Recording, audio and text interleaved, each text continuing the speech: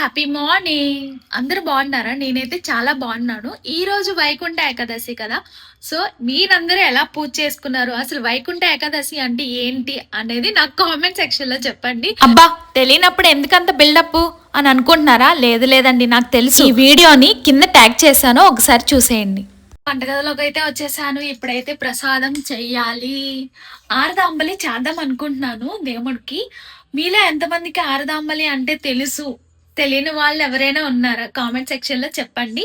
నేనైతే ఇప్పుడు ఆరదాంబలి ప్రిపేర్ చేసి చూపిస్తాను. ఓకే, ఆల్మోస్ట్ దగ్గరగా అయిపోయింది అనమాట. చాలా బాగుంటుంది. ఎంత బాగుందంటే, ఇంకా ఈ ఫుడ్ విషయాన్ని పక్కన పెడితే శ్రీ మహావిష్ణువు రాక్షసుల్ని సంహరించి ఉత్తర ద్వారం నుంచి తిరిగి వైకుంఠానికి వెళ్తున్నారు. అందుకే ఈ రోజు ఆ స్వామి వారి దర్శనం చేసుకు మోక్షం లభిస్తుందని ఒక నమ్మకం. ఆరదాంబలి ప్రసాదాన్ని అయితే దేవుడికి సమర్పించేశాను అనమాట. ఇప్పుడు నాకు మనసంతృప్తిగా ఉందన్నమాట. ఈరోజు వైకుంఠ ఏకాదశి కదా. సో ఎలా అయినా సరే ఆరదాంబలి ప్రసాదాన్ని ఈరోజు పెట్టాలి అనుకున్నాను, పెట్టేశాను. దేవుడి దయ అంతా. Thank you for